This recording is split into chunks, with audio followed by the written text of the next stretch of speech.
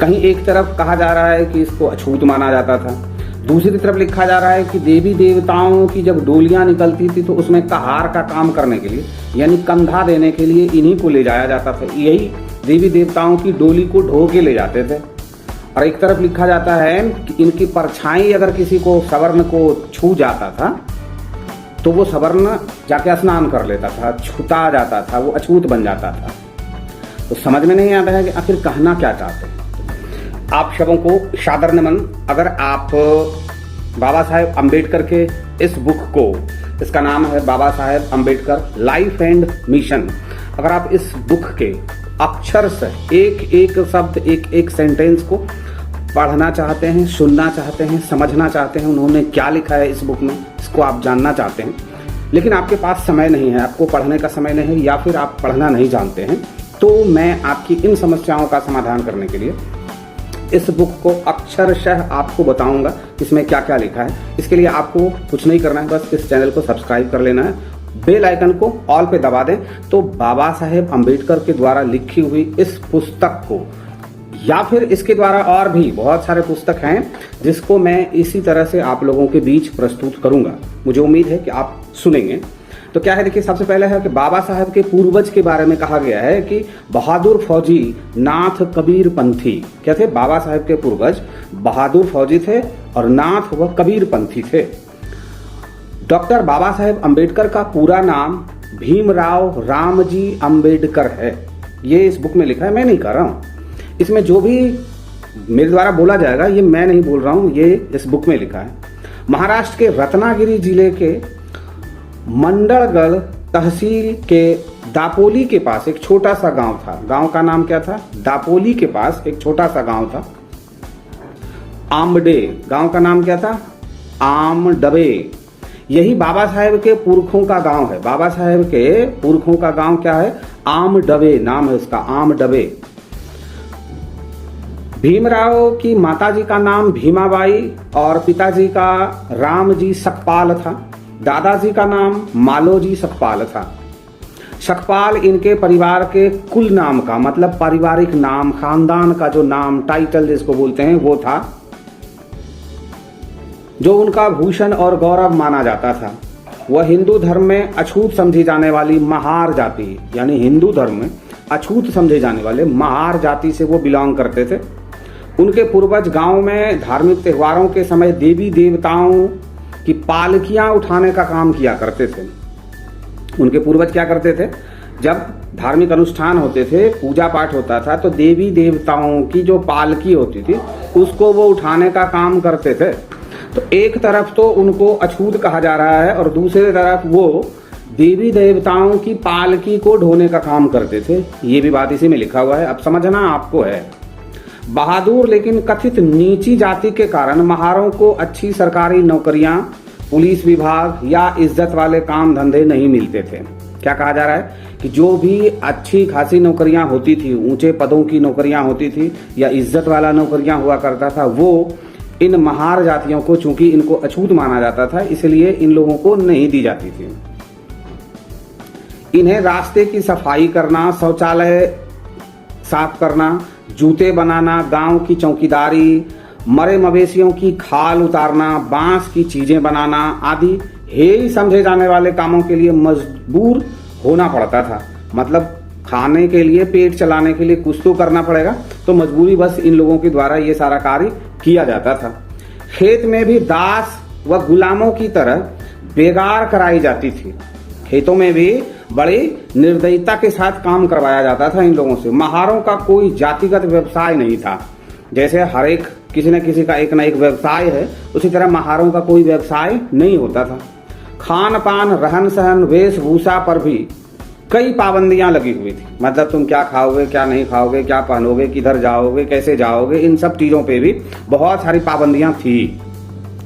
हर ओर अपमान व शोषण के कारण इस बहादुर व बुद्धिमान कौम का जीवन नारकीय व पशुओं से बदतर था। मतलब चारों तरफ जब इनको हेय दृष्टि से देखा जाता था तो इनका जो जीवन था वो बहुत ही बेकार, बहुत ही खराब था, पशु के समान था।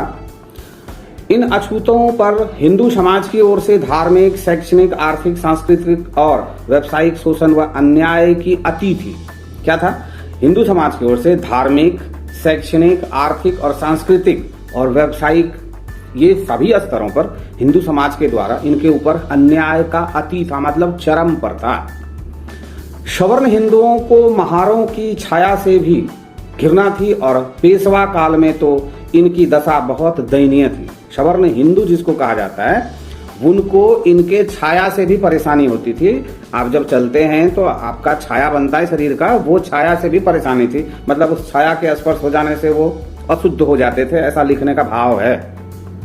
इन्हें इंसान तो समझा ही नहीं जाता था। गुलामी की बेड़ियां इतनी मजबूती से बंधी हुई थी कि मेहनत कश अछूत समाज बहुत दुखी था और निचला वर्ग इनकी कमाई पर ऐशो आराम की जिंदगी गुजार रहा था।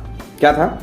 ये गुलामी इस कदर थी कि इतना कुछ मेहनत करने के बावजूद भी बेचारे को कुछ नहीं मिलता था और इसको जो मेहनत करवाते थे वो इनकी मेहनत से कमाई, गाढ़ी कमाई से अपना ऐश मौज करते थे, ऐसा इस बुक में लिखा है। महार जाति की बस्ती गांव से बाहर की ओर होती थी, जिसे सवर्ण लोग नफरत से महारवाड़ा कहते थे।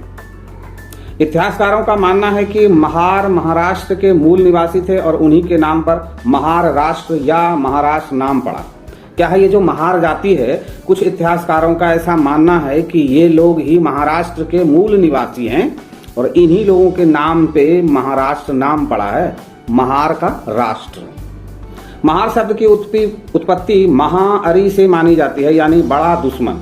इस जाति के लोग मजबूत कदकाठी वाले, रौबीली आवाज, बुद्धिमान व बहादुर लड़ाकू प्रवृत्ति के होते थे। इसी कारण राजा महाराजाओं द्वारा सेना में महारों को प्राथमिकता से रखा जाता था। अब देखिए, यहाँ कहा जा रहा है कि ये लोग जो होते थे, महार जाति के जो लोग होते थे, ये बहुत ही मजबूत कदकाठी के होते थे और लड़ने वाले होते थे, इसलिए राजा महाराजा इनको प्राथमिकता के तौर पर अपनी सेना में रखते थे। और दूसरी तरफ कहते हैं कि इतना छुआछूत था कि इन लोगों का जीना मुश्किल था।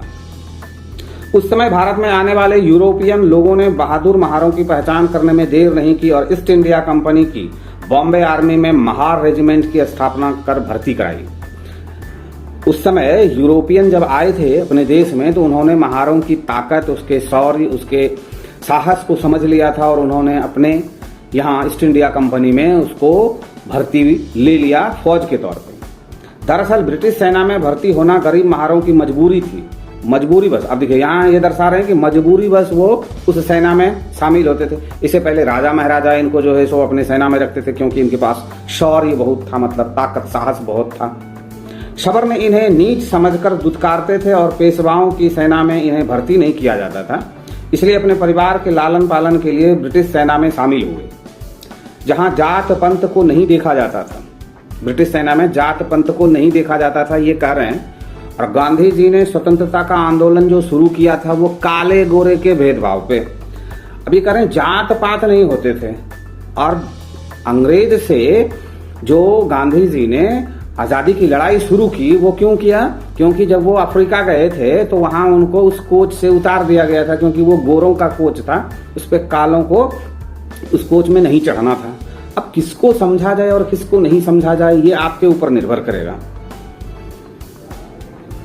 इसलिए अपने परिवार के लालन पालन के लिए भारतीय ब्रिटिश सेना में बहाल हो गए, जहां जात पात को नहीं देखा जाता था।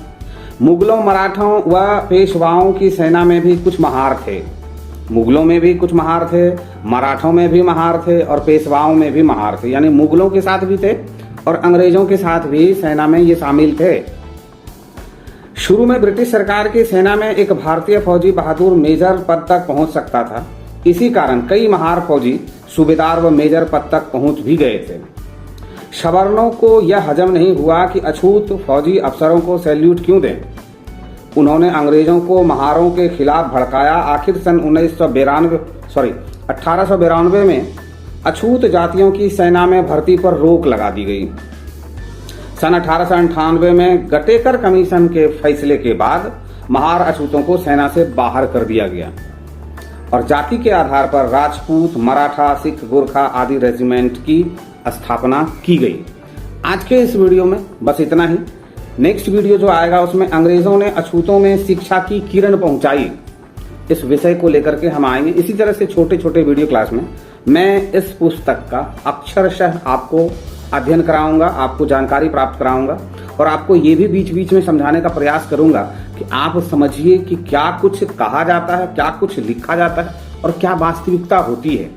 कहीं एक तरफ कहा जा रहा है कि इसको अछूत माना जाता था, दूसरी तरफ लिखा जा रहा है कि देवी देवताओं की जब डोलियां निकलती थी तो उसमें कहार का काम करने के लिए यानी कंधा देने के लिए इन्हीं को ले जाया जाता था। यही देवी देवताओं की डोली को ढो के ले जाते थे।